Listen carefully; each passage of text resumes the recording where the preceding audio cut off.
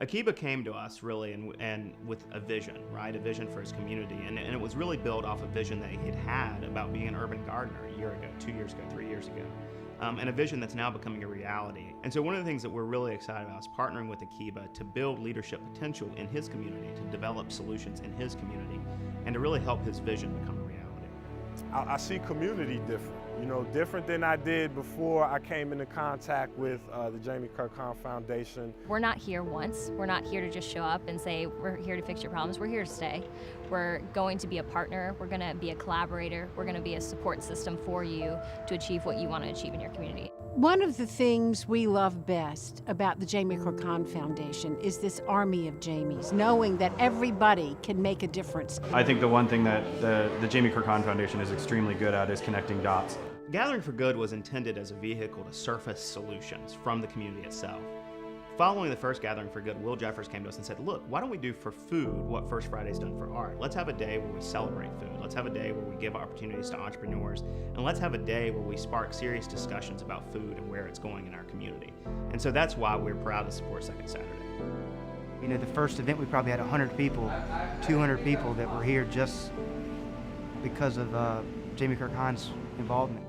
What the Jamie Kirk Hahn Foundation is doing with the food corridor and kind of partnering with the Raleigh food corridor is going to benefit absolutely everybody. The ideal outcome is that we'll eradicate hunger, that everyone will have access to the best of foods, that everyone will value the best of foods, they'll honor that, and they'll understand their place in the food network. Participating in the Gathering for Good events, which are really awesome ways to bring community together to talk about really important issues and come up with solutions in a really innovative fashion. This hybrid model of granting as well as developing programs and supporting organizations is where we want to see ourselves go. What we're trying to do is, one, change the mind perception about how we get our food, how we grow our food, and where we spend our money with our food, and also the concept of land ownership, transitioning from a renter to a landowner or a homeowner so that we can recruit members to be part of a food system where they'll grow their own food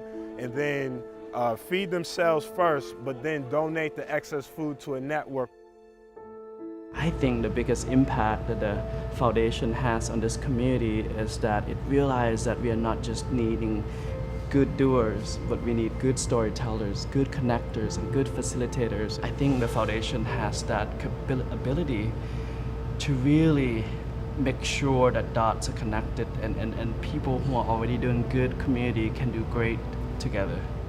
Jamie believed deeply in standing up for those without a voice, standing up for those without a champion, and really giving people an opportunity in life. And we believe that the Hope Center is a great vehicle for that. We also believe that the Jamie Kirk Hahn Career Development Program will be a great vehicle for doing just what Jamie would have done. It's an amazing opportunity for one of our young people to develop job skills and employment skills, and they can't get that somewhere else. And the Jamie Kirk Hahn Foundation has made that possible.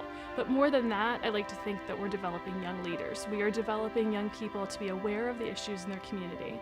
And these are young people who often receive this support in the community, so now this is their chance to go out and give it back to somebody else in a really meaningful way. It helps me with work so I can get a real job. And also makes me feel good because I'm doing good deed, helping kids out who need food, who probably didn't have food for like weeks. It helps me as a person all the way around. Our biggest goal is to make sure the solutions, whether it's the food corridor, whether it's something different, are community driven, because it's really those who live in the community, those who have been there for generations, who know what's best. So communities can continue to connect and grow and kind of determine their own pathway. Transformational movements often begin with one person at their core, with a small group of people, with a mission, right? And our movement, this army of Jamies that we're trying to build, really begins with Jamie at its core, Jamie as its North Star. But as corny as it sounds in this really, really cynical age, it begins with this concept of love. That love and service and dedication and determination can transform a community, a region, a state. And so what we're trying to do is build a movement as Jamie would have done, to build our community, to transform our region, to transform our state as she would have done, really by leading with love, determined and dedicated to eliminating hunger, to eliminating poverty, to making sure every child has an opportunity. And it's going to take an army of people like Jamie, an army of people like you, dedicated, committed, and determined to understanding that it's not just the work of a week, a month, a year, or a decade. It's a work of a lifetime to really transform a state, to make a state the type of North Carolina that Jamie believed it could be.